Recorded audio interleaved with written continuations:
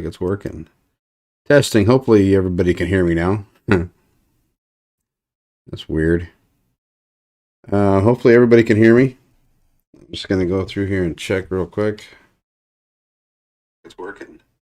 Testing. Hopefully. All right. Looks like my audio is working. A second ago it wasn't, but that was my fault. Hopefully everybody's doing well. Just wanted to come on tonight a little bit about practicing a little bit about with some of my equipment. And man, I've accumulated so much crap, so much gear. It's pretty ridiculous, honestly. I have a table that's got 2 laptops and more microphones than I can deal with. When I decided to do an actual podcast and actually make it a good one, you accumulate a lot of gear.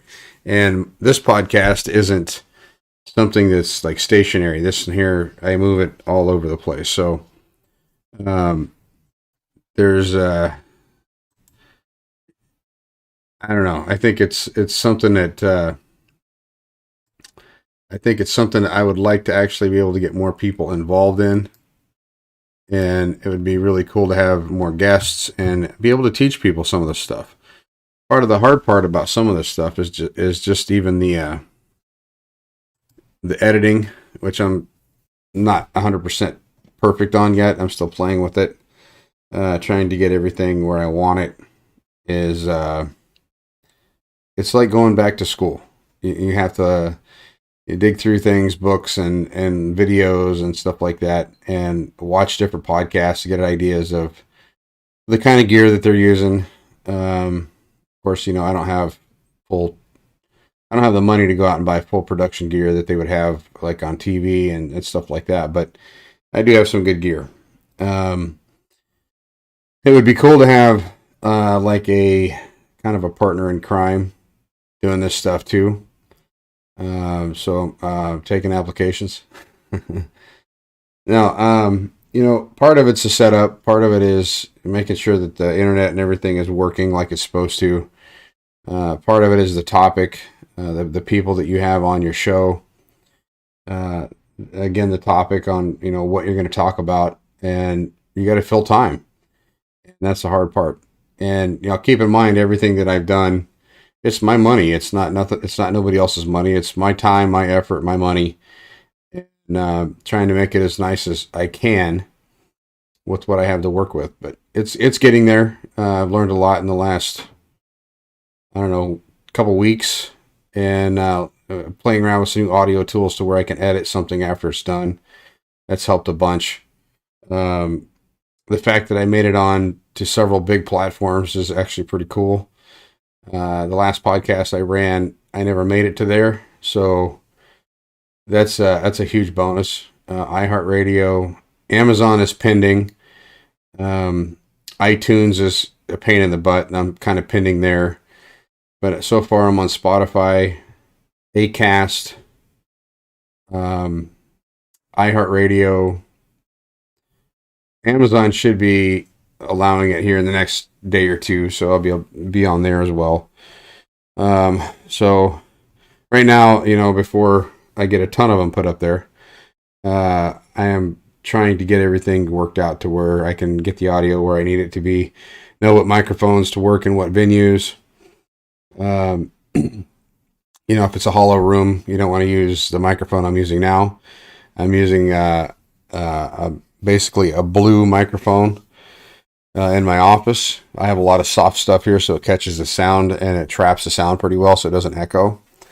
The last one I did, for my last podcast, I was in a hallway, and it echoed like tremendously. So trying to learn that and get that all down is something that's a struggle, but it's getting there. And I've learned that I can't depend on Wi-Fi. I have to have a wired connection for my laptop. My cameras will work with Wi-Fi, but the laptop has to be on something wired so that it gets out. And then just little things here or there. Got my intro worked out, so I got my sound and everything for my intro. Lighting is another big issue, especially outside of my office. And I'm going to be able to do some of this stuff at the library at the assembly. Um, I've got to condense it down to where I got to go check out an office up there to make sure that I can do it and have a good connection and all that kind of stuff. But nice quiet area, nice quiet room to sit and do a podcast. And there's still a couple more pieces of equipment that I would like to get, but we're getting there. So yeah, hopefully everybody's doing well. Hopefully I've talked to a couple different people that have recently recovered from COVID. We actually lost a girl from my hometown that's 2 years younger than me a couple days ago. And as far as I know, was healthy as can be. Don't know her status as far as vaccination. I don't know. It's not something I ask or even worry about. But she had just had a baby not long ago, and her husband is going to be raising 3 kids alone, and that's a sad proposition. I also have a friend of mine that's in the hospital, non-COVID related, for health issues, James Pemberton. Miss you, buddy, if you're watching this. If you see this, I miss you. And reached out to a few people today. Hopefully they'll give him a call or a text or go visit, hopefully. It'd be kind of nice. But talked to my dad today. He's doing good. They just got like 18 inches of snow in Colorado. Yeah, so that was the one thing about Colorado, is it was super unpredictable with the weather. It can be 70 degrees one day and it can be 18 inches of snow on the ground the next. And then the next day it can be sunny and 60 degrees again. So I miss that a little bit, but it's not Alaska. So just kind of having trouble something to talk about, but I want to read you something that I actually put together. And I put this together mainly because we have, let's see here. We have not had what I would consider a presidential president in many years. The last one I can really remember was probably Ronald Reagan. The man was a statesman and was very, very good when it came to speaking in public, and did a hell of a job leading the country. So I'm going to read you something that I think, something similar to something he would have said. This is a kind of along the lines of if I was, ever were to run for president or ever had any aspirations of that. And I honestly don't. There's no way I would ever do it. I would get lambasted in the media. I'd get lambasted everywhere else. I recognize that. I'm the kind of person who don't keep my mouth shut. And sometimes I don't play well with others. Sometimes I do. I care for everybody, but that doesn't mean I'm going to put up with anybody's crap. So anyway, here is my presidential address. It's very short, but it's something I wrote, and I think it's actually pretty cool. We'll see. My fellow Americans, in 1776, the United States federal government was created with the purpose of protecting the sovereignty of the American people. It wasn't to be controlled by oligarchs, kings, or to be a dictatorship. Its sole purpose was to protect the homeland and the American people. For far too many years, we have watched the freedoms and liberties being stripped from this once great experiment. But yet, we are still the most sought-after destination by millions of immigrants every year. That should tell you something. We, the people, still stand for freedom. The kind of freedom that our troops are willing to fight for, but also willing to die for. We have the greatest economy in the world, yet we have some of the largest criminals in our government, protected by the system that they created not for you, but for themselves. It tells me that they have sold out access to our government. What does it tell you, the American people? Now, I'm not going to sit here and tell you this side did this or this side did that. The fact is, our system is ripe with fraud, abuse, and systematic failure at the highest levels of our government. Case in point, how many senators and lobbyists have taken money to put themselves in a good light, when they are willing to forsake you, their constituents. Look at the rise in simple drug prices like EpiPens in the last 5 years. A simple life-saving drug that can save millions of people every year. Something that simple shouldn't have a price tag that someone in poverty cannot gain access to. America is also under siege from criminals selling drugs, human trafficking, and sexual exploitation of women and children. Many connected to people inside our government. This country was founded with a limited government, and that's what I intend to give back to you. A government like our forefathers envisioned and created at the beginning of this great nation. My background and my critics would say that I am against government, and to that, I'd say simply that's untrue. I only want what was created in the beginning.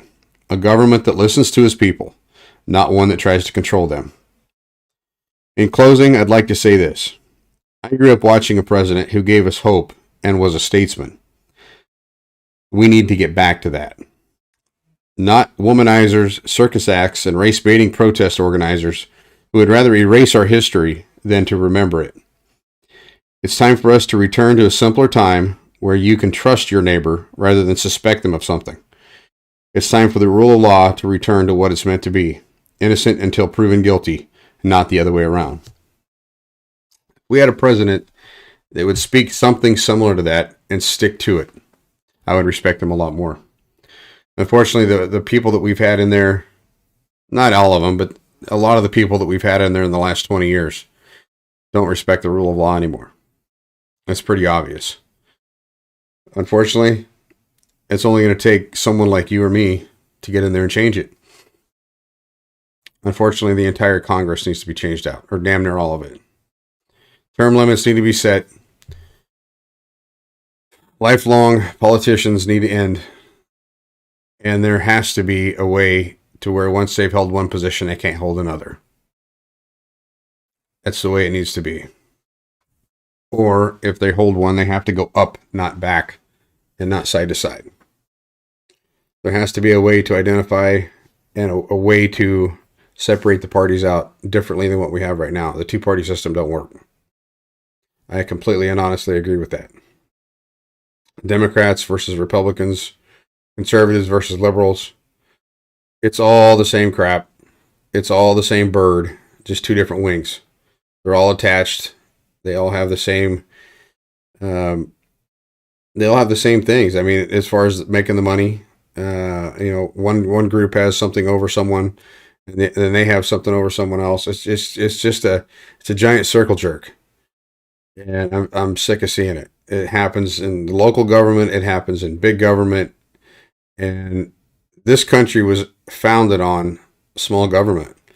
It was founded on making sure that our nation was protected. Our homeland was protected. And now we're in so many other countries trying to protect them, we've forgotten our own. So, anyway, that's my that's my rant for the day. But I wanted to come on and talk a little bit about the podcast and maybe shoot this out there and see what you guys thought. But I'm trying to have fun with this. It's something that I think that a lot more people can get involved in. I don't think a lot of people realize how tough it is to get something like this off the ground, and how much work it is behind the scenes to put the websites out there and edit the podcasts and everything else. So I could use some help, honestly, but I don't make anything off this. Like I said, it's my money on the gear and everything else. It would be nice to find other people that are interested in doing something similar. That said, I'm going to sign off for the night. Thanks everybody for coming by that watched, and hopefully I'll catch y'all later. Peace out.